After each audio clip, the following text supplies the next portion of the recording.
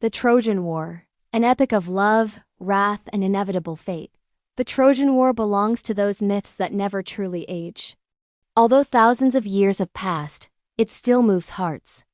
It stirs the imagination, because it speaks of what is deepest in humanity, of love stronger than reason, of honor dearer than life, and of destiny that does not ask mortals for permission. Described by Homer in the Iliad, and later by other poets and tragedians, it has become one of the greatest treasures of European culture, a mirror in which our own weaknesses and dreams of greatness are reflected.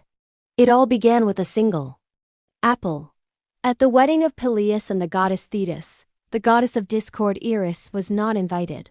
Enraged, she threw among the guests a golden apple inscribed for the fairest. 3 powerful goddesses, Hera, Athena, and Aphrodite, immediately began to quarrel over the gift. To settle the dispute, Zeus pointed to a young shepherd tending his flocks on the slopes of Mount Ida. It was Paris, son of King Priam of Troy. Each goddess offered him a bribe. Hera, power over the world; Athena, wisdom and martial glory; Aphrodite, the love of the most beautiful woman. Paris, young and vain, chose Aphrodite. Aphrodite kept her word. She helped him abduct Helen, wife of the Spartan king Menelaus, a woman whose beauty was said to be worth 1,000 ships. Helen, whether of her own will or under divine influence, left her home and husband to sail with Paris to Troy. The offended Menelaus called upon his brother, the mighty Agamemnon, and all the Achaean kings bound by oath. Thus began a war that was to last 10 long, bloody years. Beneath the walls of Troy, a drama unfolded in which gods and men intertwined in one great dance of fate. The Greeks, led by Agamemnon, besieged the city. But Troy's walls were strong, and its defenders brave.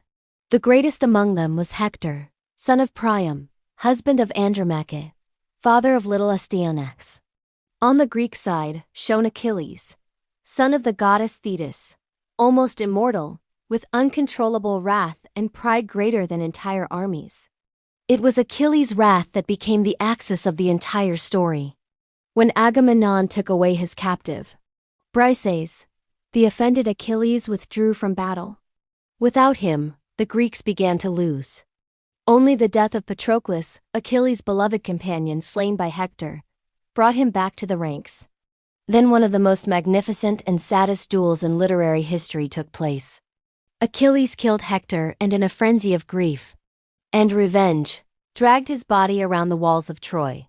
This scene still moves us today. It shows how great love for a friend can turn into equally great hatred.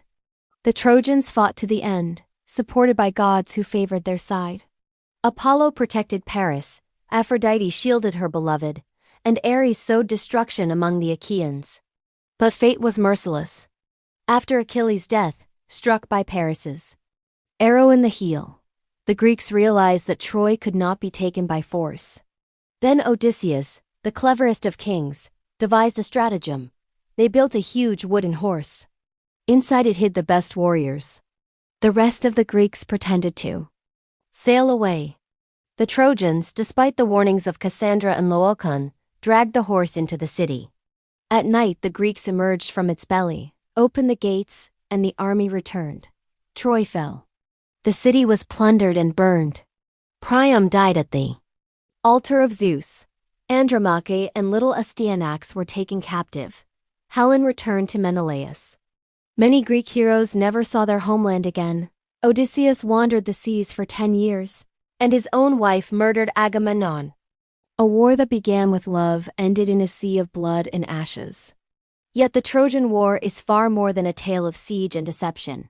It is a great parable about human nature. It shows how one reckless decision, whether Paris's or Achilles', can drag thousands of lives behind it. It teaches that the gods are capricious and destiny knows no mercy. At the same time, it pays homage to human greatness, courage, loyalty, and the capacity for sacrifice. Hector fighting for family and homeland, Achilles mourning his friend, Odysseus seeking the way home. These are figures who have remained forever in our imagination as both models and warnings. Today, after thousands of years, we still return to Troy. We read Homer, watch films, visit the ruins in Turkey that may once have truly been Troy. Because the Trojan War is not only a legend. It is a mirror in which all our wars are reflected. Those fought on battlefields and those waged in our hearts. And as long as humans love, envy, rage, and dream of glory, the story of Troy will live on. Beautiful, tragic, and immortal.